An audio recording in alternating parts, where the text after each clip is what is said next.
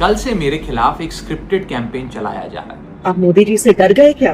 मोदी के खिलाफ आवाज नहीं निकालते हो। जो डर गया समझो मर गया। सेम भाषा, सेम बातें, सेम आरोप। कि जो लोग आज मुझ पर आरोप लगा रहे हैं, झूठे आरोप लगा रहे हैं कि हर झूठ को बेनकाब किया जाए और हर सवाल का जवाब दिया जाए, क्योंकि मैं घायल हूँ, इसीलिए घातक हूँ। आरोपों की बौछार के बीच राघव चड्ढा का आया करारा जवाब। जहां एक तरफ राघव चड्ढा पर लगातार आरोप लगाए जा रहे थे, वहीं अब चुप्पी तोड़ते हुए राघव चड्ढा सामने आए हैं और उनका अंदाज साफ है, सीधा, तीखा और बेबाक।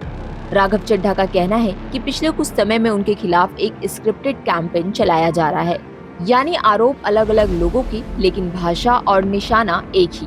उन्होंने साफ कहा, पहले मैंने सोचा कि मैं इन आरोपों का जवाब नहीं दूंगा, लेकिन जब एक झूठ को बार बार दोहराया जाता है तो वो कुछ लोगों को सच लगने लग जाता है। यही वजह है कि अब उन्होंने मोर्चा संभाल लिया है। पार्टी की तरफ से 3 बड़े आरोप लगाए गए हैं और यहाँ तक कहा गया है कि इन वजहों से उन्हें राज्यसभा में बोलने का मौका नहीं मिलेगा। लेकिन अब पलटवार हो चुका है। राघव चड्ढा ने साफ शब्दों में चेतावनी दी है कि समय आने पर हर आरोप का जवाब दिया जाएगा, हर बात का हिसाब होगा। और सबसे ज्यादा चर्चा में है उनका ये बयान कि मैं घायल हूँ, इसलिए घातक हूँ। देखिए राघव चड्ढा ने आरोपों की बौछार के बीच क्या जवाब दिया। नमस्कार साथियों, कल से मेरे खिलाफ एक स्क्रिप्टेड कैंपेन चलाया जा रहा है। सेम भाषा, सेम बातें, सेम आरोप। ये कोई कोइंसिडेंस नहीं है, बल्कि एक कोऑर्डिनेटेड अटैक है। पहले मैंने सोचा कि मुझे इसका जवाब नहीं देना चाहिए, फिर लगा कि कहीं एक झूठ को 100 बार बोला जाए तो कुछ लोग मान ना लें, इसलिए मैंने सोचा कि जवाब दूं। आम आदमी पार्टी ने 3 आरोप लगाते हुए ये कहा कि इन 3 आरोपों की वजह से हम राघव चड्ढा को पार्लियामेंट में बोलने का मौका नहीं देंगे। राघव चड्ढा के पार्लियामेंट में बोलने पर रोक इसलिए लगाई गई क्योंकि उन्होंने ये 3 गलतियां करी। मैं एक एक करके इन तीनों पर आपसे बात करना चाहूंगा। पहला आरोप कि जब ऑपोजिशन पार्लियामेंट से वॉकआउट करता है, सदन से वॉकआउट करता है, तो राघव चड्ढा वहीं बैठे रहते हैं, वो वॉकआउट नहीं करते। ये सरासर झूठ है, सफेद झूठ। मैं चुनौती देता हूं, एक इंस्टेंस, एक दिन ऐसा बताइए जब ऑपोजिशन ने वॉकआउट किया हो और मैंने उनका साथ ना दिया हो, मैं साथ में वॉकआउट नहीं किया हो। और पार्लियामेंट में तो हर जगह सीसीटीवी कैमरा है, आप सीसीटीवी कैमरा निकाल कर दिखा दीजिए, दूध का दूध और पानी का पानी हो जाएगा। दूसरा आरोप लगाया कि राघव चड्ढा ने चीफ इलेक्शन कमिश्नर के इंपीचमेंट मोशन पर, यानी कि मुख्य चुनाव आयुक्त को हटाने वाली जो याचिका थी, उस पर साइन करने से मना कर दिया। दूसरा सफेद झूठ। ना मुझे आम आदमी पार्टी के किसी भी नेता ने इस मोशन पर साइन करने के लिए कहा, ना औपचारिक तौर पर कहा, ना अनौपचारिक तौर पर कहा।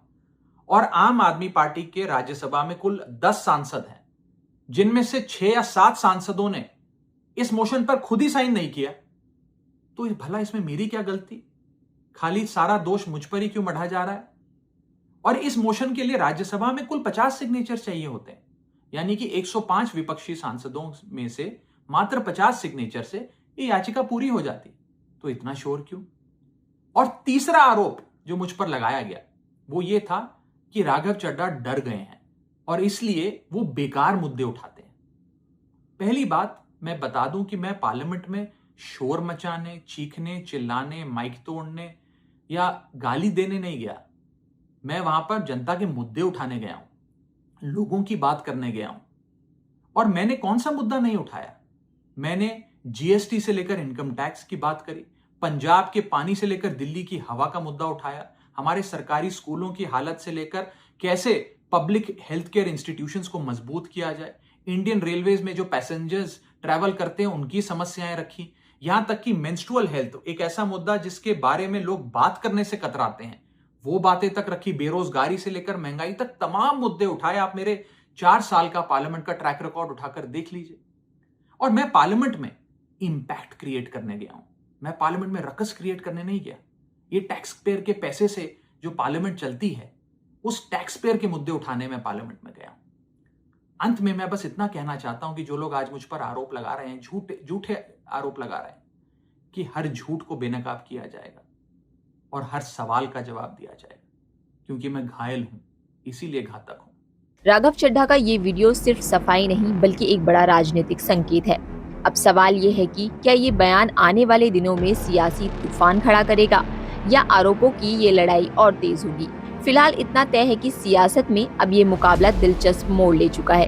कैमरा के पीछे की कहानी कुछ भी हो, लेकिन सामने की लड़ाई अब खुलकर होने वाली है। बने रहिए हमारे साथ हर अपडेट, हर खुलासे के लिए। और कहते हैं ना कि सियासत में चुप्पी कभी कभी तूफान से पहले की खामोशी होती है, और अब तूफान आने वाला है।